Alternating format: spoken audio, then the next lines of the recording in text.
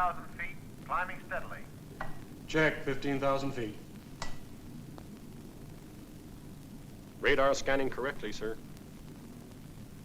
Under to control. Y-12 pilot, transferring now.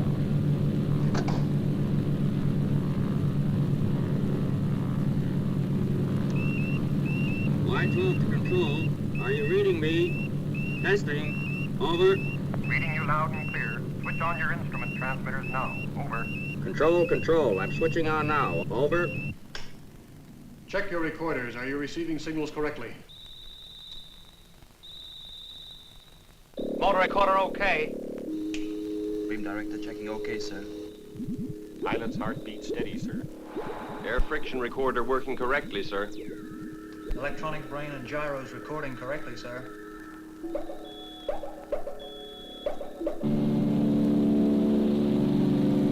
Preparing to drop Y-12, 45,000 feet.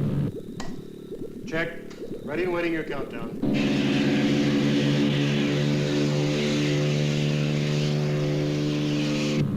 10, 9, 8, 7, 6, 5, 4, 3, 2, 1, drop.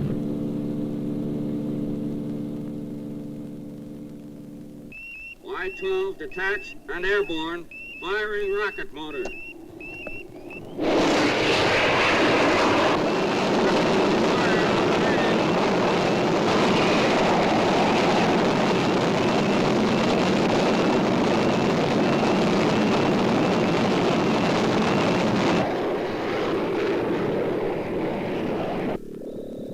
Gyro stabilizers set at 080 degrees.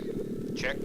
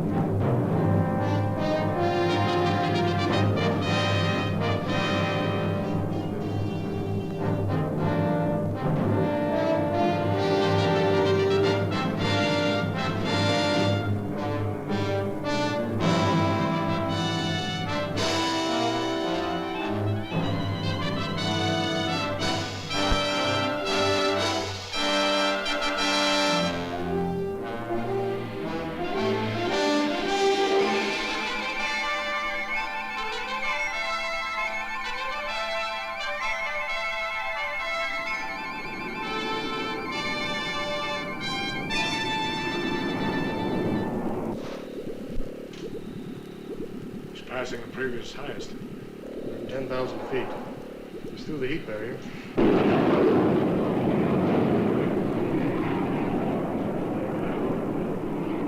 Will you speak with him, Commander? He's near the controllability barrier. It will be difficult for him. Control to Y-12. Control to Y-12. Do you read me? Y-12 to control. Reading you loud and clear. Over. You are approaching controllability barrier. Steady as you go and hold on tight.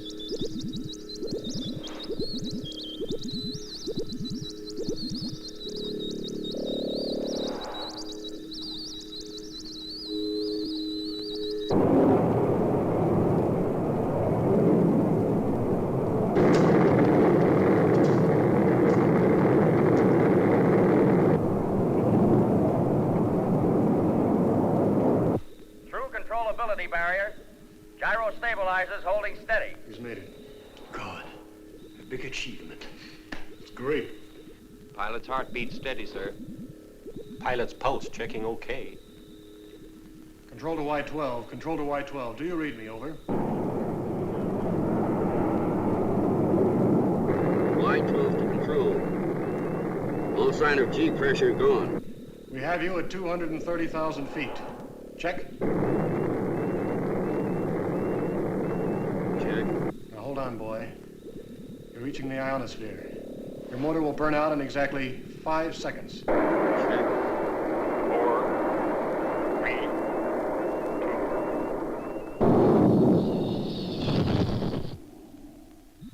That's the burnout. He's okay.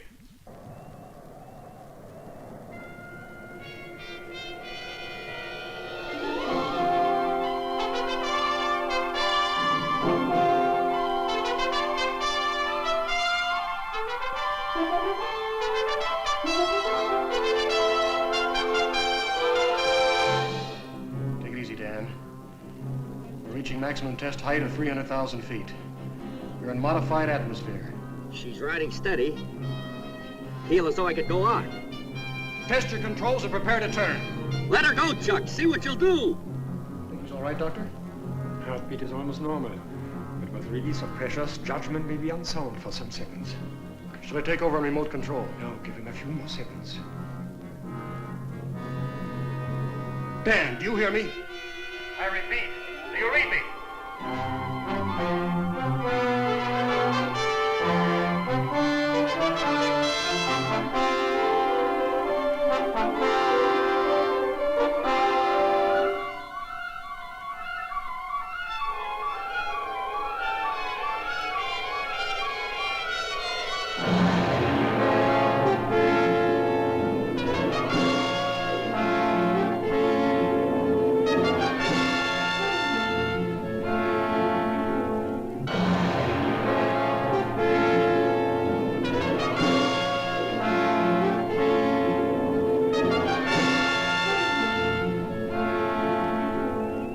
Cannot direct hands towards stabilizers.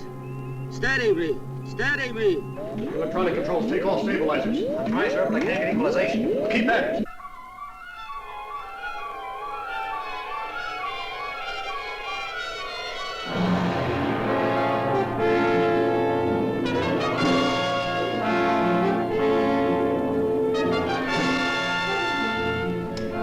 Listen, Dan. This is Dr. von Essen speaking. You are weightless. Without concentration, you cannot coordinate your senses. Listen to me. Tell me what to do, Doc. Tell me what to do. First, control yourself. Now, forget everything else. And watch your left hand. Without taking your eyes off it, put it down until it is resting on something. No matter what. Take your time. Be quick, Doctor. If he hits atmosphere at this speed, he'll burn up. When you have hold with your left hand, do the same with your right. Bring it slowly forward until you can grasp the stabilizer. Watch carefully until you are steady.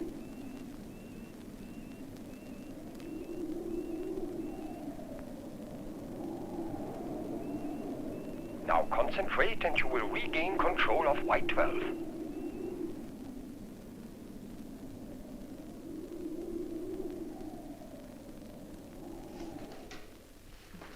You're moving outside the preset radar position. We're going to lose you. Can't help it. Can't help it. I've got control, but I can't reduce speed.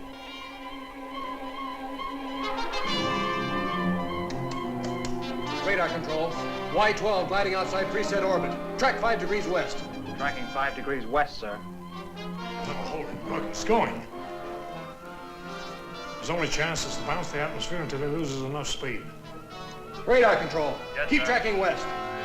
Track west, keep going. Keep going. Keep tracking.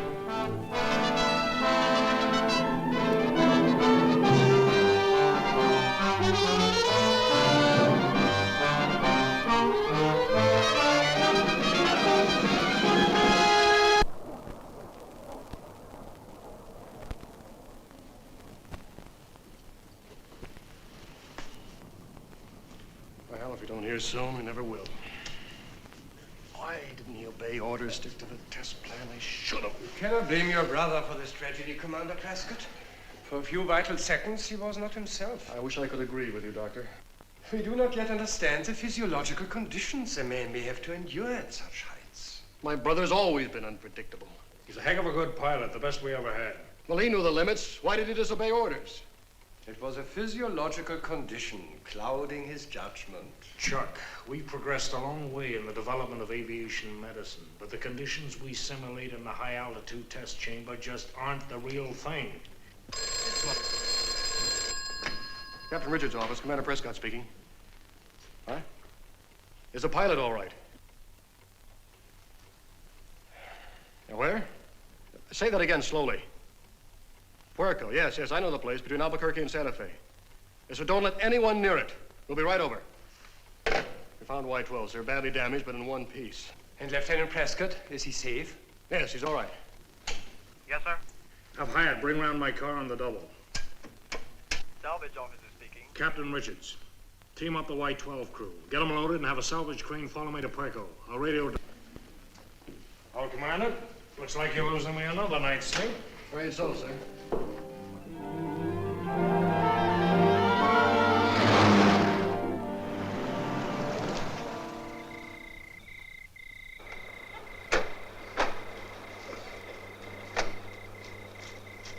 Commander Prescott, U.S. Navy. Where's the plane? Just off the road over there. We're sure glad to see you. We're mighty cold and hungry. You know, should have been off duty a couple hours ago. Well, thanks for sticking around. Where's the pilot? Oh, he's around here someplace. The plane's just over here. All right, thanks.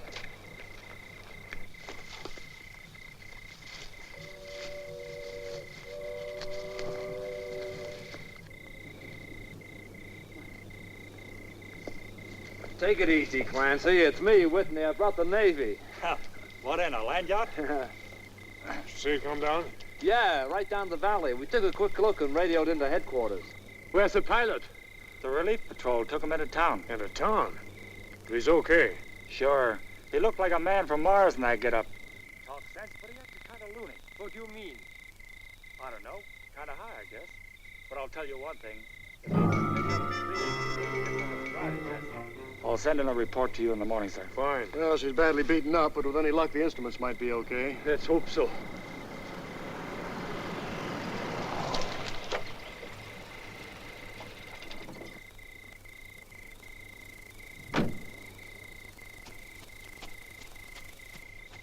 Evening, sir. Boy, that pilot's the zaniest guy I ever saw. How come? Well, he had me take him into town for a change of clothes. Said he had some dame to see. Couldn't even wait for coffee. Well, I guess I know where that'll be. Mind if I borrow the car, Skipper? Sure. We'll ride back with the salvage crew. Thank you, sir. Take it easy.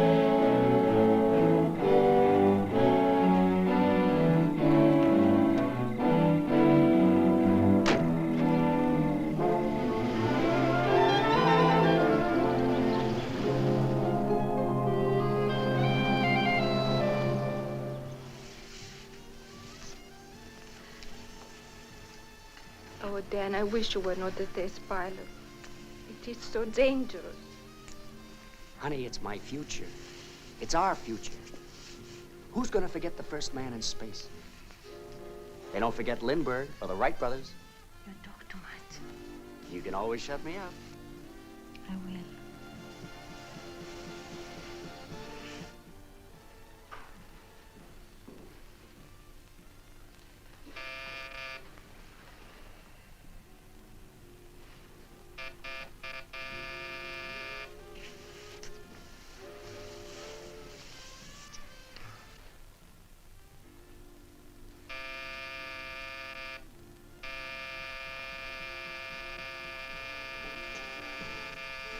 Ma chi può essere a quest'ora? Non si può mai stare in pace.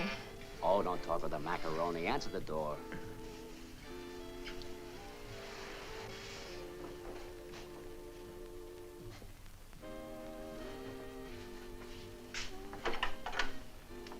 Is Lieutenant Prescott here? Yes. In there. But Hiya, brother. Have a drink. What the heck's the matter with you? You just wrecked $10 million worth of aircraft, and I find you lollygagging around here. Why aren't you back at the base making out your report? As a matter of fact, I was just on my way. Okay, wise guy. Taylor? Escort Lieutenant Prescott back to the base and inform the duty officer that he's confined to quarters until further notice. Yes, sir. Now get up. You can see how it is, honey. I'll phone you as soon as I can. You can pull all the rank you want. You're very good at doing that. But just remember this. You couldn't pilot a kitty cart across the other side of the street. If it weren't for guys like me, you'd be dead. Nothing.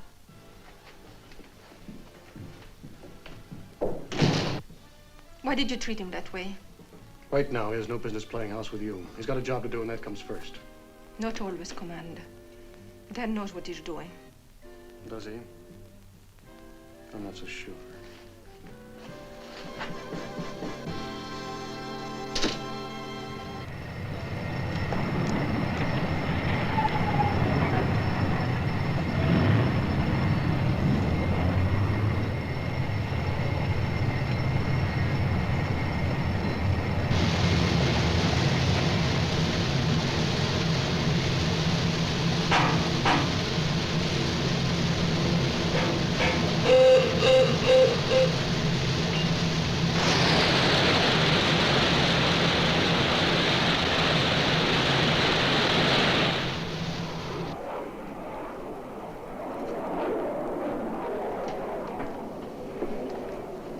Why don't you quit riding the boy, Chuck? These are bad orders.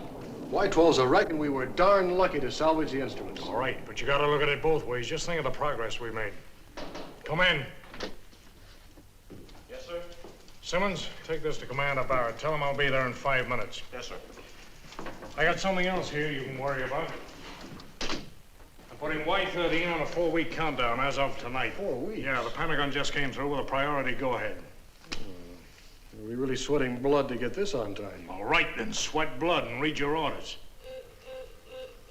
I have an Apex to fire in 30 minutes.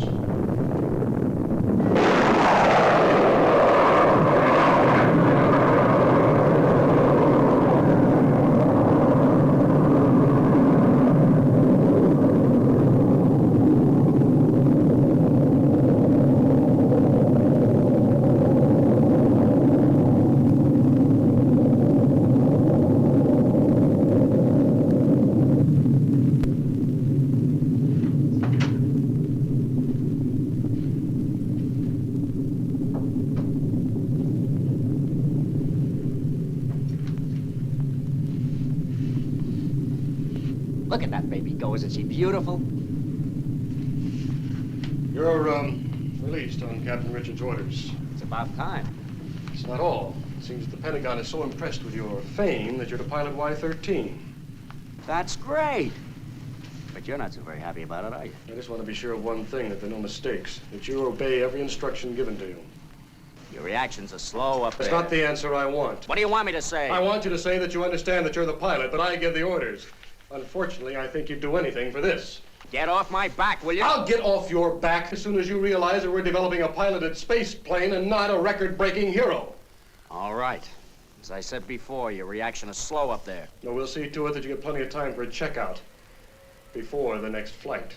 Dr. Von Essen will give you a thorough indoctrination so that your reactions are automatic. Now get your things together and get over to aviation medicine. Yes, sir.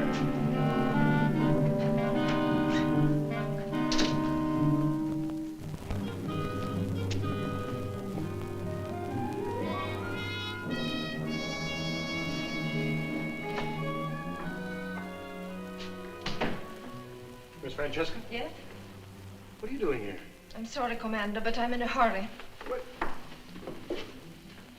Chief, what is Miss Francesca doing here? Checking in some material with Dr. Von Essen, sir. I don't understand you, Chief. What sort of material? She's on Dr. Von Essen's staff, sir. Aviation Medicine Department. I wish she was working here. I'm all for scientists and skirts. You and the rest of the Navy. Come in. Commander Prescott. Congratulations. Y-13 should be a fine project. Oh, thank you, Doctor. Sit down. Cigarette? No, thanks. Say, Doctor, do you have a Miss Francesca on your staff? You do not visit us often enough at the university. How long has she been working for you? Some months. She has charge of the cardiographs and probably knows more about your brother's heart than he does himself. Yes, from what I've seen, I wouldn't be surprised. She's good for him. He's quieter, calmer, and in love. In love? Are you kidding? You're too close to your projects, Commander. You do not notice people enough. Are you sure of this? I should not see it otherwise. Well, what do you know? Sort of an idiot does that make me? Why in the heck didn't Dan say something?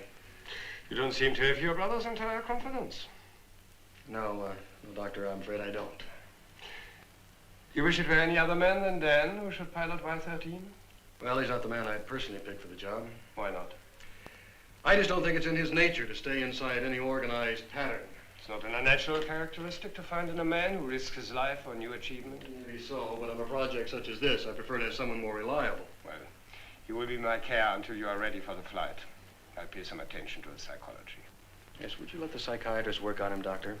Make him understand that even though he's up there in space alone, he still has to obey orders. Attention all personnel. Stand by for Y-13 rocket motor testing.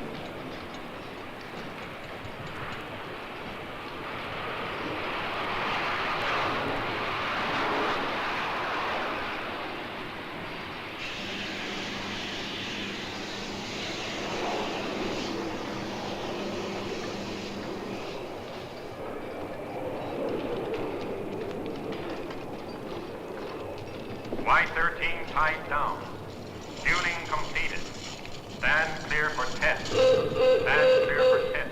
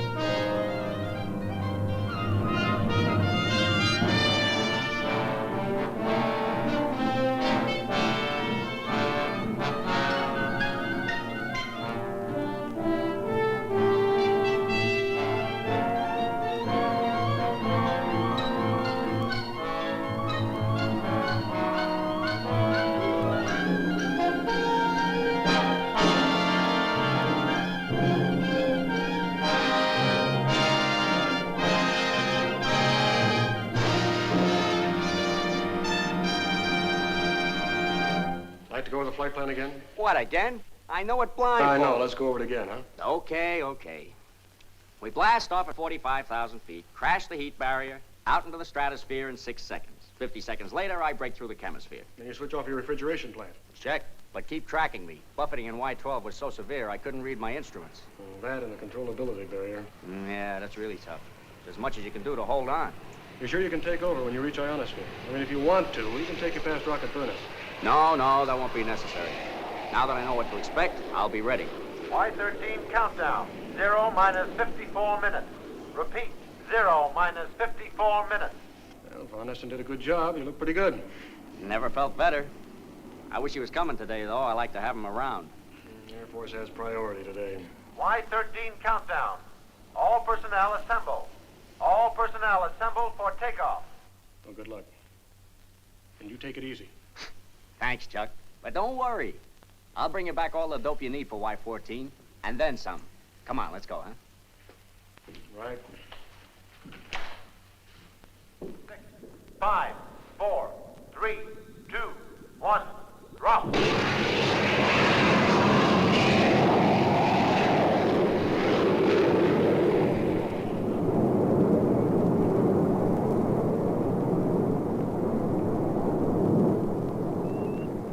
Y-13 to control. Y-13 to control. G-pressure gone. I'm weightless. But gyro's holding steady. Okay, Dan, we're with you. Now check controls for atmosphere bite. I'm checking now. Steady her up, that's enough. Take it easy, Chuck.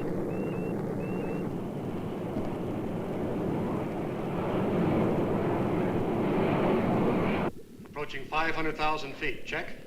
Check. You're doing fine, boy. Now commence your turn in 15 seconds. Chuck, she feels like she'd go on forever. Stop talking. Concentrate. 580,000.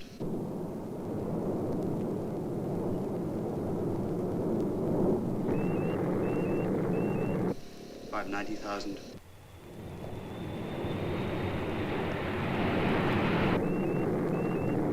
600,000. Your altitude is 600,000 feet. Prepare to turn.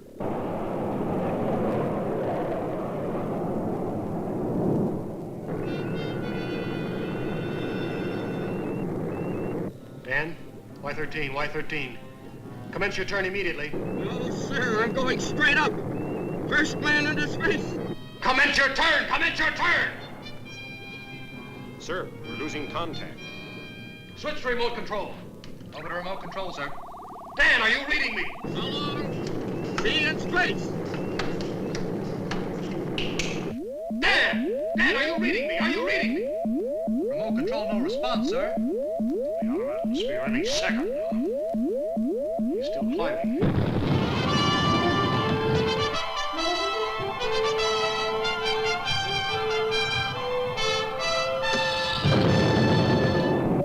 The fool's fired his emergency boost. This is an emergency. Keep all radio beams open. Instruct all radar to keep scanning constantly. Bring in everyone. Warn all spotters. This is an intercontinental priority. Yes, sir. Yes, sir. Well, he's on his own now. The first man into space. He'll either hit the moon or orbit the Earth the rest of his life.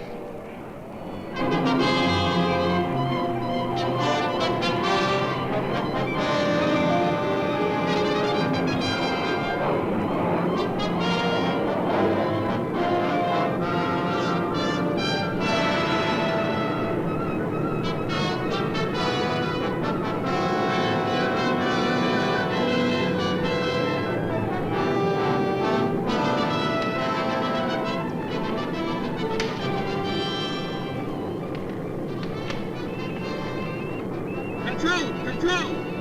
I've done it! 250 miles! I'm going to turn now!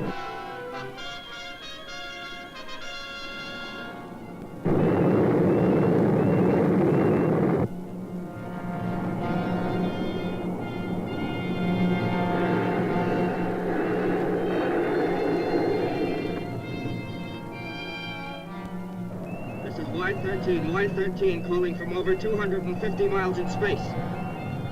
My rocket motors have burned out, and my gyro stabilizers cannot turn me at this height. I'm going to use release mechanism to catapult myself and the nose away from the plane. Control, are you reading me? This is Y-13. Control, are you reading me? This is Y-13. Y-13 calling control. I'm running into meteorite dust. Pressing ejector button now. Wish me luck.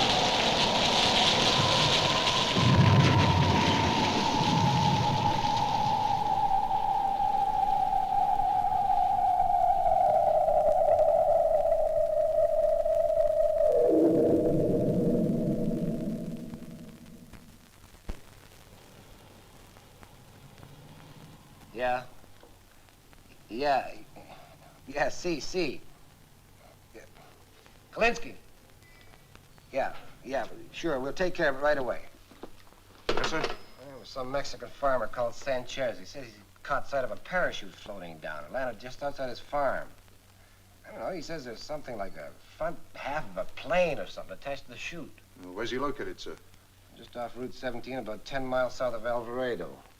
Look, you better get the nearest patrol car out there right away. Yes, sir. Meantime, I'll call the Navy base. It might have something to do with the rocket firing. Hello, get me the duty officer at the Navy base.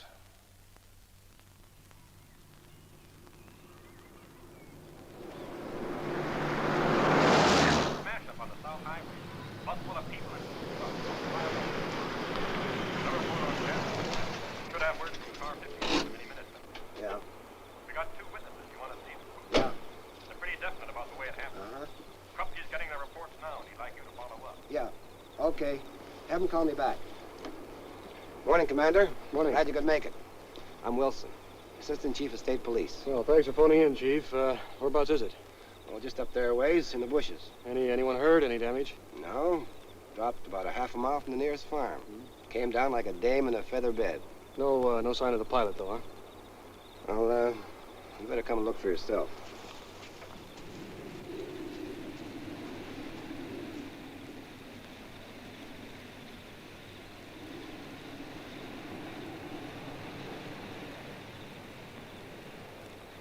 Well, what do you make of it, Commander? I don't know. It's too early to say. I've never seen anything like this before. I'll have to go into the test lab. Well, the pilots had it, that's for certain. And the smashed canopy, you mean, huh? Yeah, he couldn't live up there in space. You got a minute, sir? Why? Could you come up and take a look at what we got up here? There's a farm. Are you okay? Oh, yeah, I'm okay. Salvage crew's right behind me. Oh, well, look, will you have one of your men stand guard? I've got to go to Albuquerque and make a call. Oh, sure. I'll be here myself. Well, thanks for your help. I'm always glad to help the Navy. What's the trouble? Oh, it's this Mexican farmer. He's had a lot of cattle slaughtered for no reason I can see. Well, let's go and see. Okay.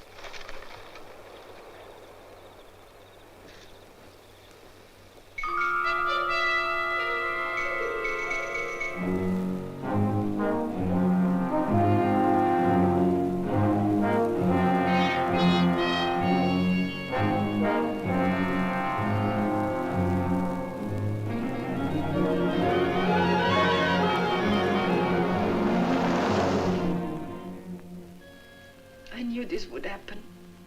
I didn't want him to go on. Yes, I understand. How can you understand? To you then it was just a piece of machinery. No, that's not true. You wanted him to risk his life. I had to put Y-13 into space with Dan as a pilot because those are my orders. Orders. Tia, Dan couldn't exist unless he were risking his life.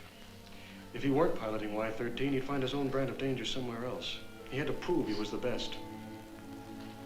If you knew all this, why didn't you try and stop him? I did. I don't believe you. I've been trying to stop him ever since we were kids. He was always climbing the highest tree or swimming further than anyone else. Now with Dan, it was all the way or nothing. He wanted to be the first man into space. And he was. Before we lost track of him, he was higher than any man had ever been. Higher than any man, that's all you can think of.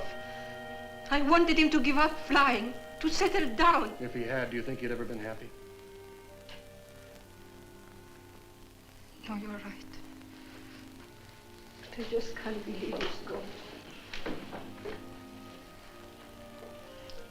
I've got to get back to the base. Will you be all right here alone? Alone? Yes, I'll be all right. Well, Chuck, I didn't mean to blame you. look, I'll stop by the aviation medicine department tomorrow and see you if you'd like. Thank you. I like that. Goodbye to you.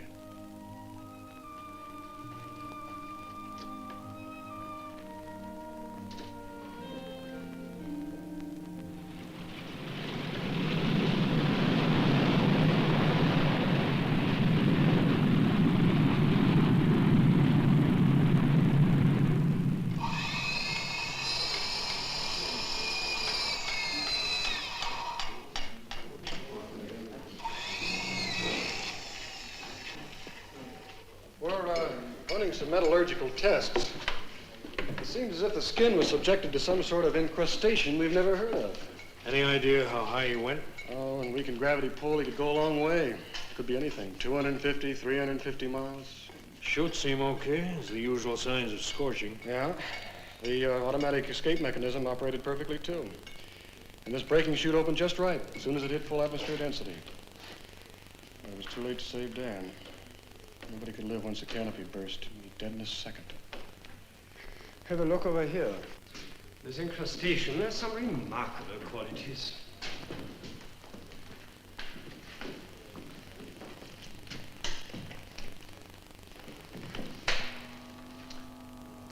You see?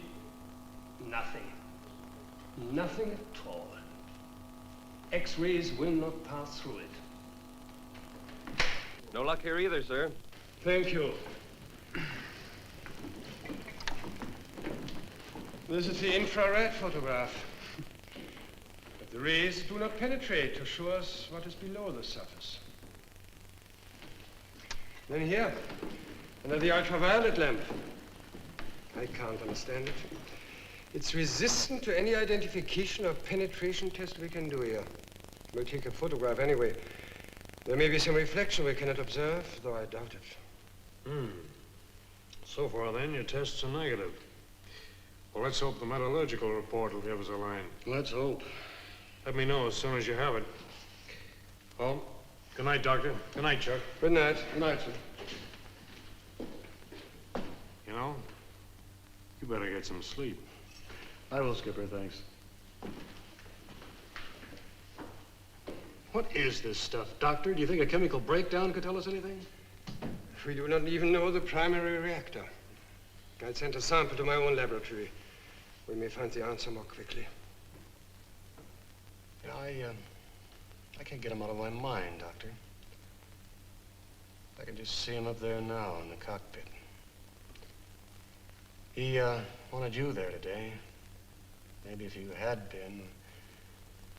If only I had. You mustn't blame yourself, Chuck. You're right. Look, I'll check with you first thing in the morning, huh?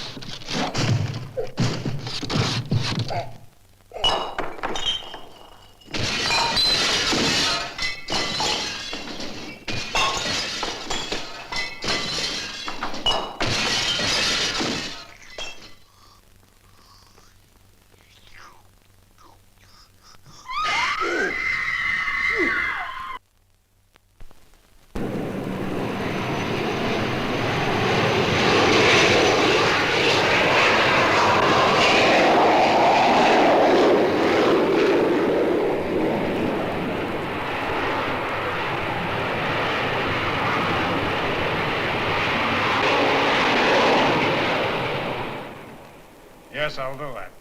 Thank you, sir, and goodbye. Come in. Hi, Chuck. Glad you came by. I want to talk to you. Have you seen this, Skipper? There's not the headline. Read further down. In the past 24 hours, death has struck in mysterious and terrifying ways. The type of wound inflicted is fearful and inhuman. Yes, read the middle part, sir, where it talks about the slaughtered cattle. That farm is right next door to where Y-13 fell. I've got to call in now to Chief Wilson. Well, I don't get the tile. Yeah? Call for Commander Prescott, sir. Thank you, sir.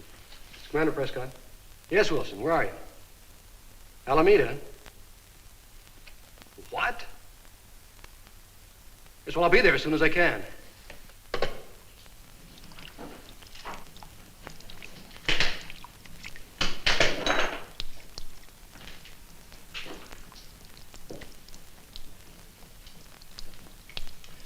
said, Commander, about the wounds on the Mexican cattle.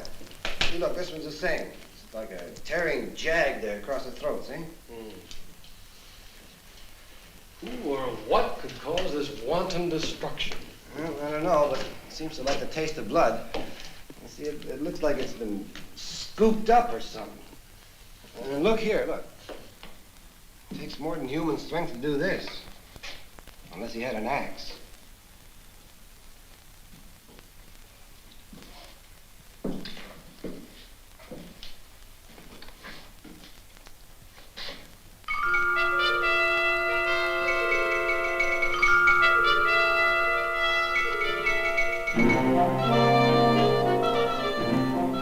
Chief.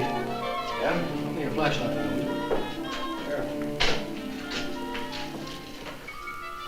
There. See on the edge of the wound there? What? Those little shiny specks. Oh, yeah, I see. Yeah, it's funny, I never noticed those before. What do you suppose they are? When you do an autopsy, will you send a sample of that to a Dr. Von Essen at Aviation Medicine? Sure. Think they mean something? I don't know. I'd like to take a look at that Mexican's cattle. Okay, we'll go over as soon as we're through here.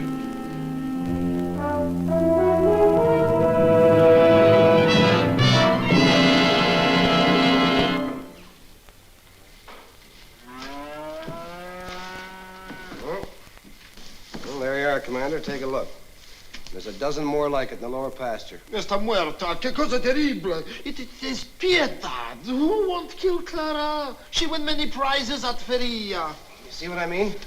It's the same thing. The throat ripped right open. Looks like it kills whatever it comes near. Yeah. Any idea what sort of a weapon could cause such a gash? No, not yet, but we're working on it. Shine your light. Oh, yeah. Those shiny specks again. Mm-hmm. Would you send a sample of this also over to Aviation Medicine? Well, sure. What are you trying to say, Commander? That something from outer space came out of that missile?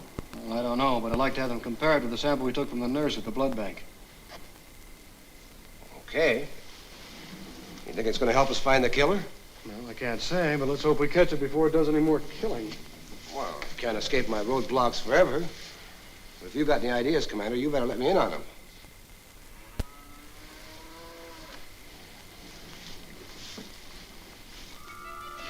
Here, look there. Here. There. What is it? Looks like a high-altitude oxygen leak. I gotta get back to the base. I've got a lot of work to do. But don't worry, I'll keep in touch. Yeah, sure. Hello, signors. ¿Quién pagará mi campamento?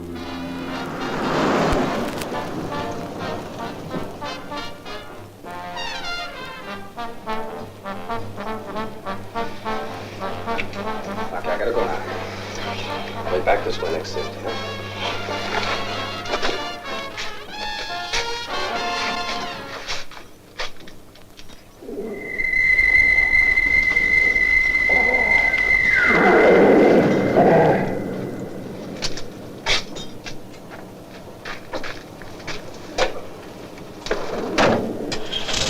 Hey, don't forget to keep my side warm.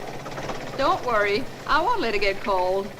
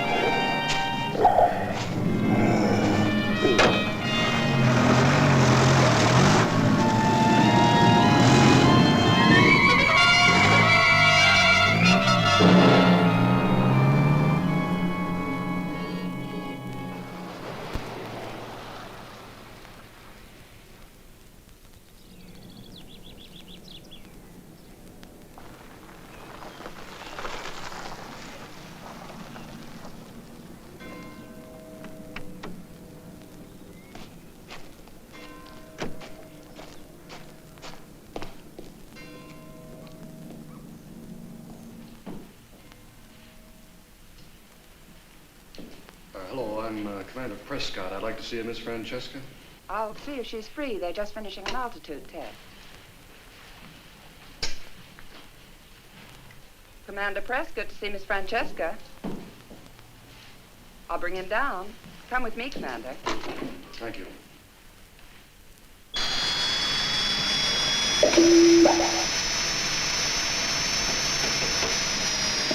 Watch atmospheric density and final reactions carefully. Only 10 seconds to normal. Right. Open the chamber.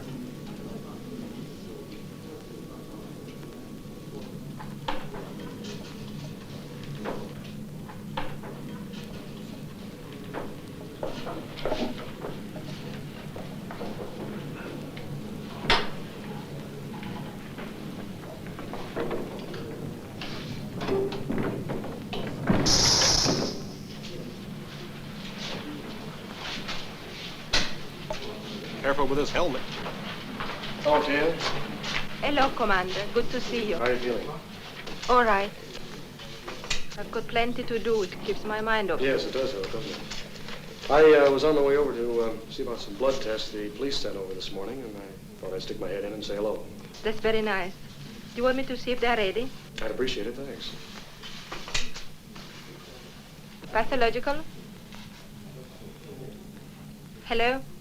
Are those blood tests ready for Commander Prescott? They are. Could you please send them down? He's waiting for them. Thank you. Well, that's fast work. We try our best. You want some coffee? Yes, I would, thank you. Black? Please. Sugar? No, thanks. Fine. You look tired. Well, maybe this will help.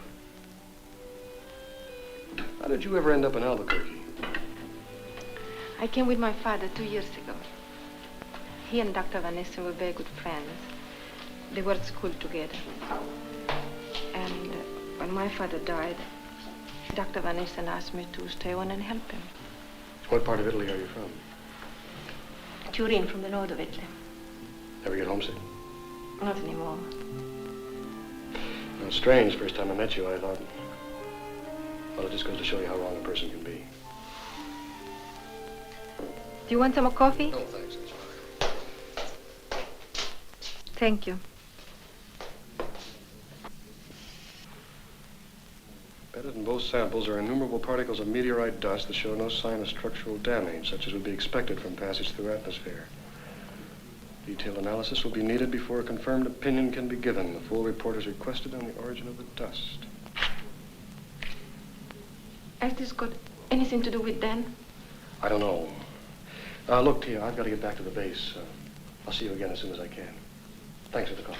Goodbye, Jack.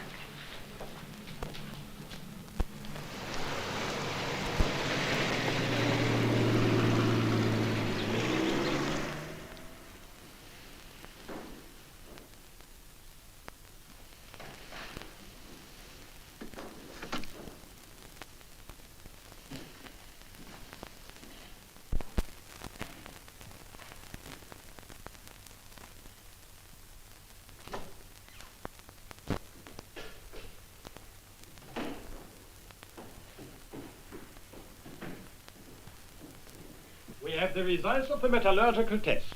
Hang on a second, will you, Doctor? I'd like you to take a look at this. Later. Come over here. I want to show you something.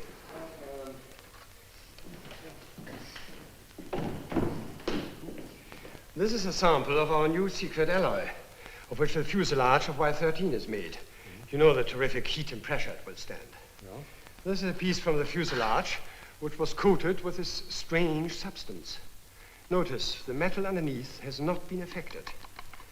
Now, this is a piece we removed from the stabilizer that has escaped being encrusted.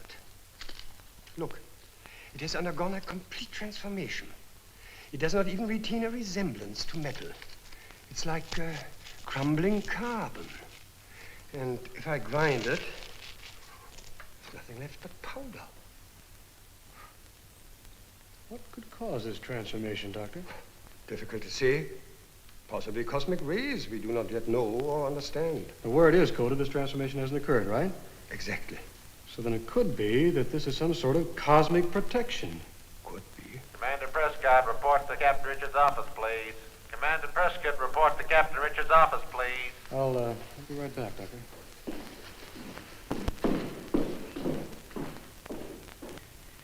Although I accept your explanation, Senor Capitan, there is no doubt that it was Providence that His Excellency was not killed.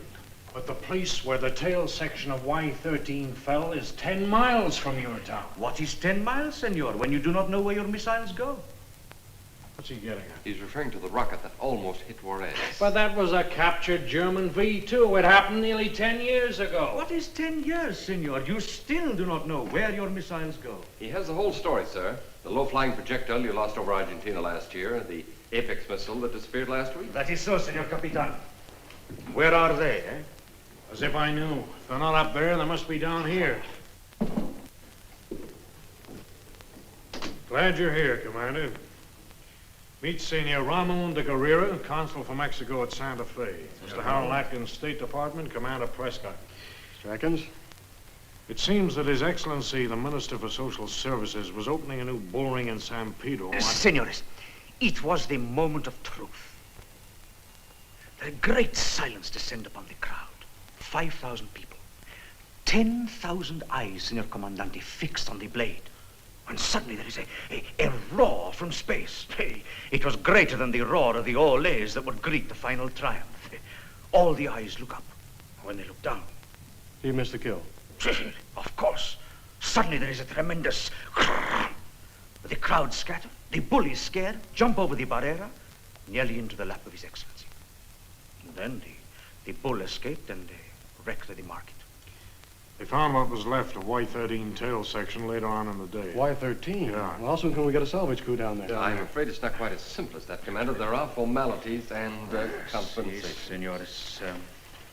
Here is a list, Senor Capitan, but is not complete. 20,000 pesos? Must have been the bull of the century. Senor Capitan, it was a bull, worthy of Manoletti himself. Senor Consul, I hope you will cooperate by allowing us to salvage the tail section. I will use my personal influence. Thank you. And the United States government will see about adequate compensation. Please impress upon His Excellency that both our countries will benefit from permission to send a salvage crew onto the crash site at the earliest possible moment. Of course, Senor Capitan. Well, buenos dias, senores. Buenos dias. Buenos dias. Oh, and, Capitan, I hope the next time you lose a missile, you shoot it in some other direction.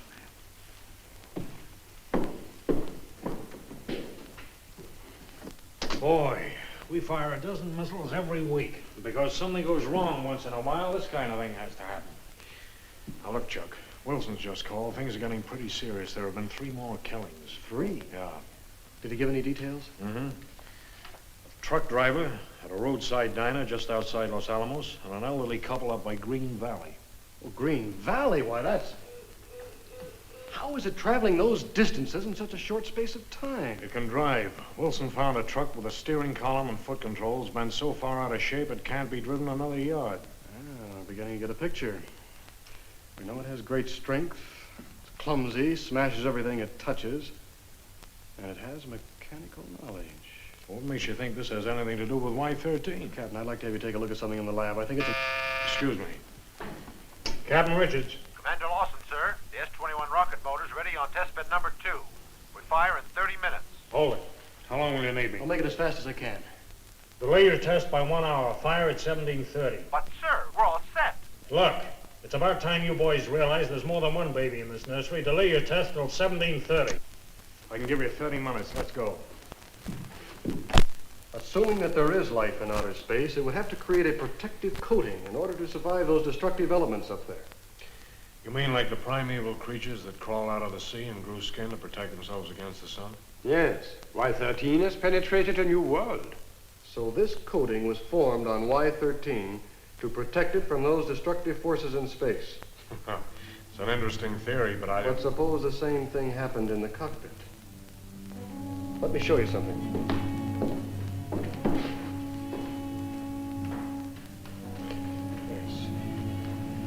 You notice this is flexible and harmless to touch. Let me demonstrate on this piece of sponge rubber here. I'll wrap this around my hand. Watch this.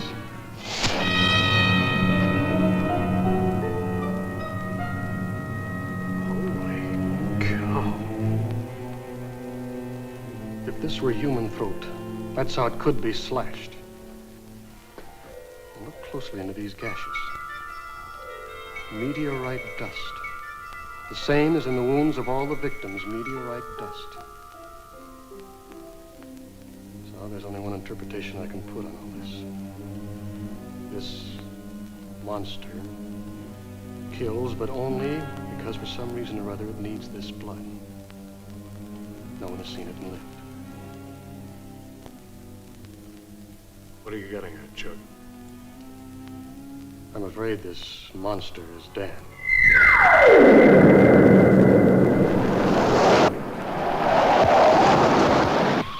Say, that guy's off course. Yeah, he's loaded okay. Here we go.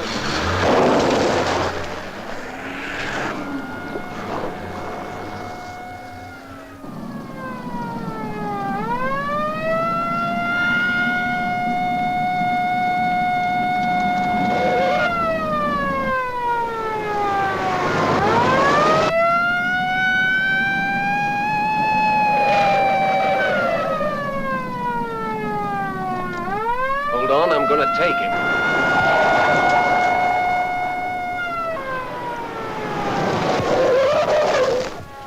Okay, I'll handle it.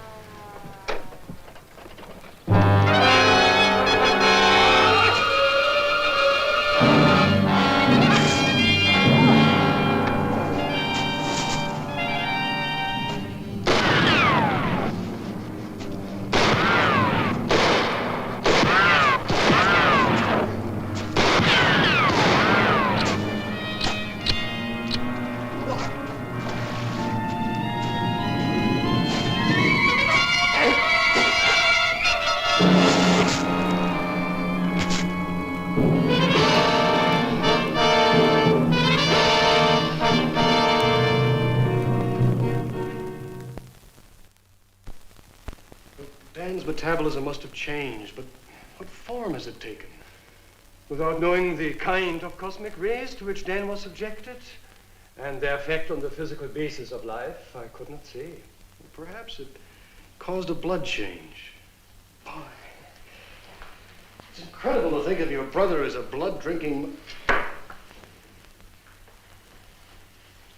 Tia, would you get Dan's metabolism charts and cardiograms? We're going to need your help. Yes, I have them all here. Suppose when the canopy burst, his blood absorbed a high content of nitrogen. Then he would die. The human body cannot survive in rarefied atmosphere without the protection of space suits and pressurized cabins. Yes, but you're forgetting about that protective coating on Y-13. And if it formed quickly enough on Dan... Yes, it might have kept him alive. And if, instead of death, a new metabolism was created, which starved his body and his brain of blood, what then? We know very little. Only that by some mysterious means, the cells controlling growth and reproduction are changed by exposure to some cosmic rays. Beyond that, I could only guess. Yes, I'm only guessing too, Doctor. But I think Dan would be more at home in space than on Earth. And what has been going on hasn't been wanton killing, but only his need to replace this blood that has been changed. But he would need some proper transfusions. It would be useless to drink it. Yes, unless he was obeying some animalistic instinct.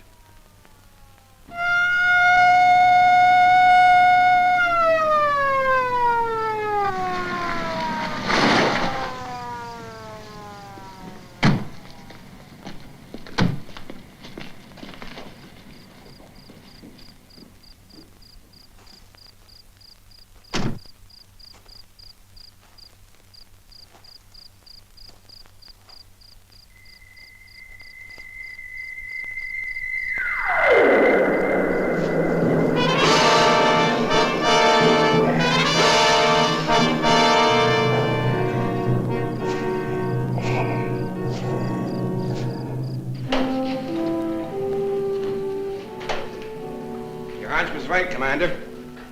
Look at this. It's Dan's space helmet. Where'd you find it? Not too far from here, in a car with his latest victim. And now we know what he looks like. A great, big, lumbering, deformed monster. Seems you can't kill him. The bullets bounce off. It's the coating. It's a perfect protection, like armor plate. I've assigned a platoon of Marines to help Wilson. Look, I know he's got to be stopped, but remember, he's still Lieutenant Prescott, and if he can drive a car, he still retains some intelligence. He's not all monster. Well, what do you suggest, Commander? We just let him roam the state, killing at random? No, Chief, that's not what I meant. Well, look, we've got the works on him. The next time we find him, we'll try tear gas first. If that doesn't work, we can let the Marines blast him. Stands to reason, Chuck. If we can't stop him, we gotta destroy him. In the meantime, I gotta talk to Washington. Doctor, can you take me to your office? I want to get a long-distance conference line open. Of course, Captain. Come with me. I'd like you along, Chief.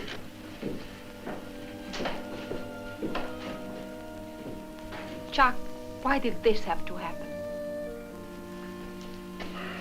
Tia, we're conquering a new world. The dangers have to be faced. Someone has to start. But why Dan? Who could stop him? I couldn't, even though I tried. You couldn't either.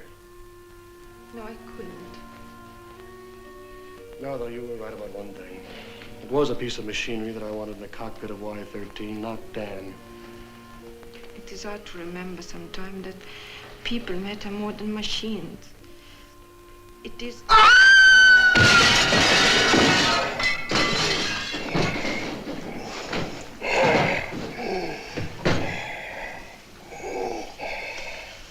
Well, he can't breathe.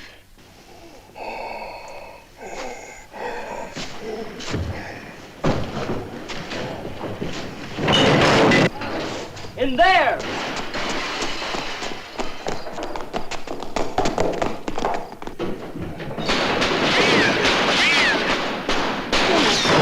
Stop firing! Leave him alone! Let's get out of here and warn the others to stay away from him. We've got to get to Von Ness and tell him to open up the high-altitude chamber. Come on.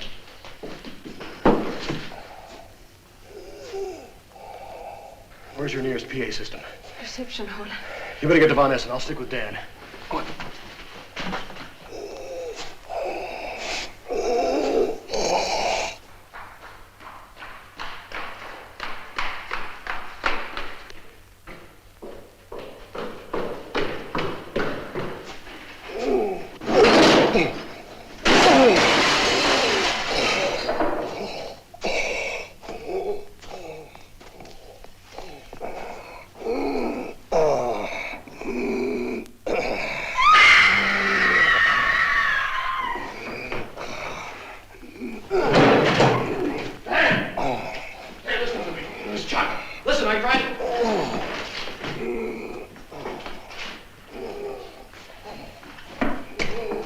Attention, everyone.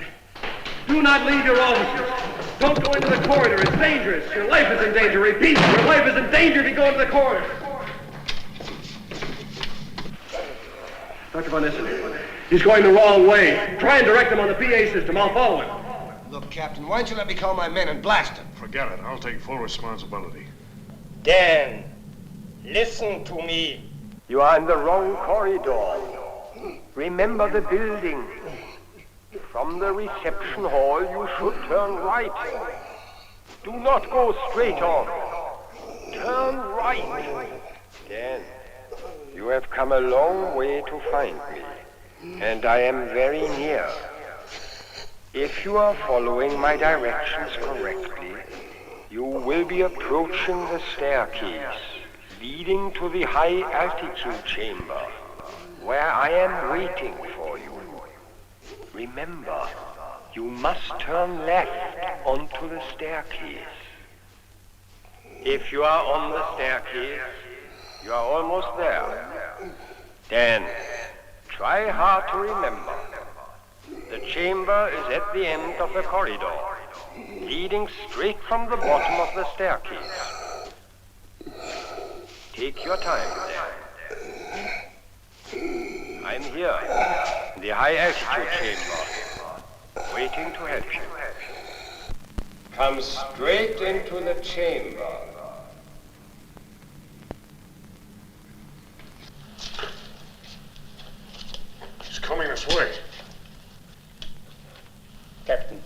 Open the door to the chamber. Larson? Yes, Doctor. Take Mr. Wilson over to the atmosphere controls.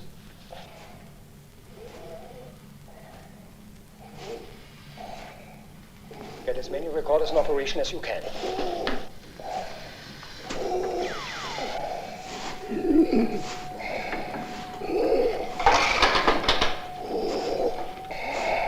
Look out, Skipper!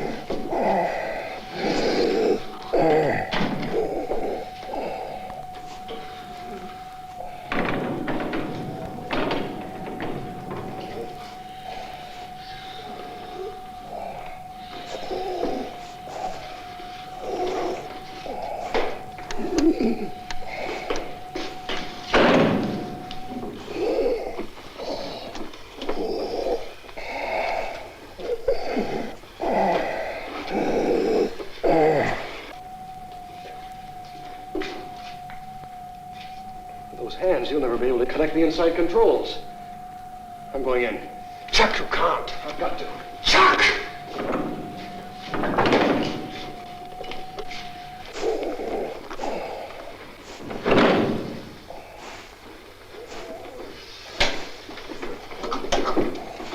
Dr. Van Essen, can you hear me?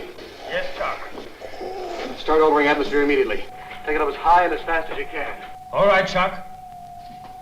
Proceed, Larson. Open inlet valve. Allow for rise to 30,000 feet in 60 seconds.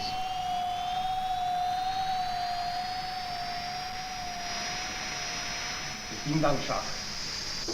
Dan, it's Chuck. Your brother, don't you know me? It's Chuck. We want to help you. We want to help you, Dan.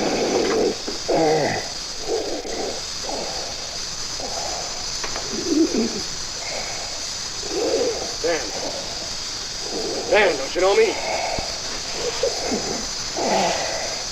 Chuck! It's Chuck!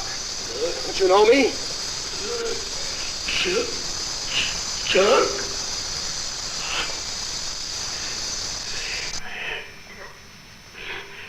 Dan, we're trying to help you. Sit down in the pilot's seat. Sit down. That's right. Back up. Easy. Sit down in the pilot's seat. Back up, down. That's right. Dr. Van Essen, give me some oxygen, quick.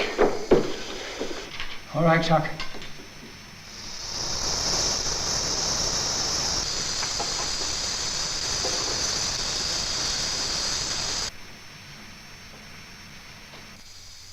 Dan. Listen. Dr. Van Essen is here. He wants to help you. Dan, I'm here at the window. Dr. Van Essen. Doctor, I've been searching for you. Everything seems strange and dark. I couldn't find you. Tell me about it, Dan. If I know what's happened, I can help you.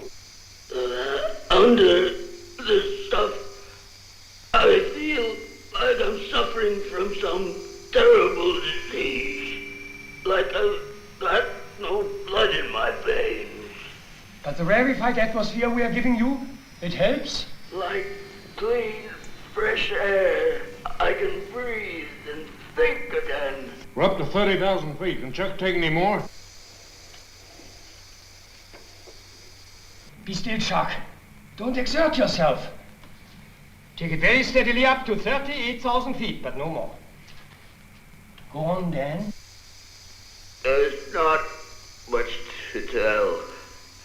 I have no memory, only an instinct to stay alive until I found you. I've been groping my way through a maze of fear and doubt. We're steady at 38,000. Hold it there. Dan, to find out what's wrong with you, I must make metabolism and blood pressure tests. All right, Doctor.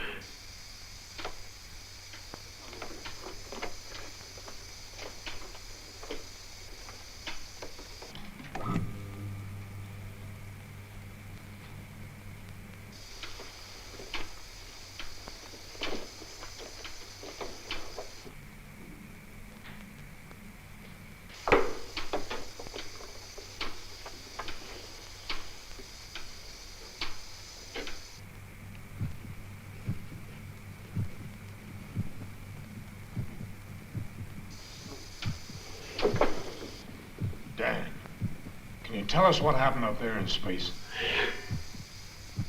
It was like running into the tail end of a hurricane. Only it was a stream of meteorite dust we hit. First, it was like 50,000 machine guns all hammering at once. First the canopy, then my visor melted. I thought my blood was starting to boil. Then this coating started to form, fast, cooling and protective. But it was too late. The last thing I remember was pressing the button of the nose ejector. Then I thought I died. How high did you go, Dan? About 250 miles. Maybe 300. I don't know. Chuck, did you hear that? Yeah, Dan. I'm listening. You thought I was kidding when I said I'd bring back all the dope you wanted? Well, I've got it all. With the covering of this stuff, Y-14 will be able to go through that meteorite dust straight up.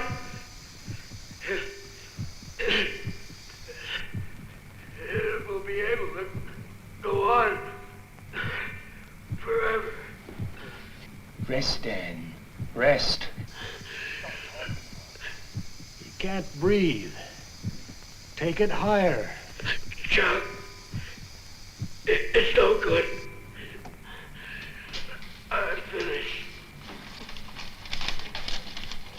We shall take him higher. But if we do, we'd kill Chuck.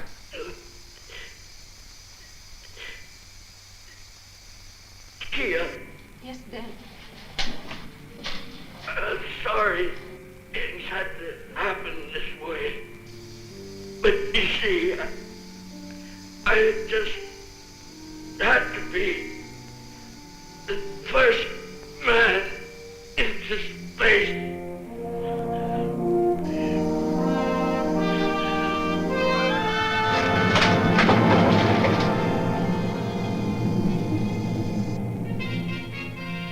Neutralize atmosphere!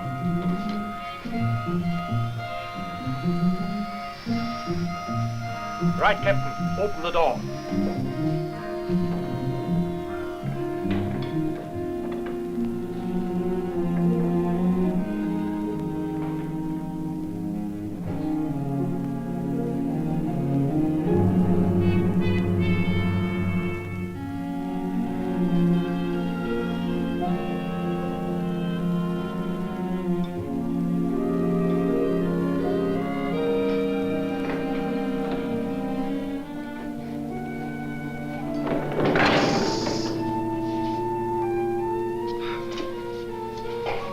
No, dear.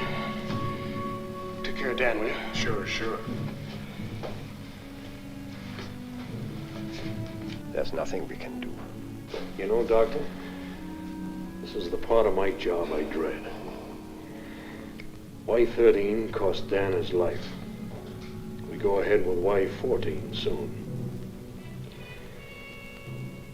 I wonder if we've learned enough.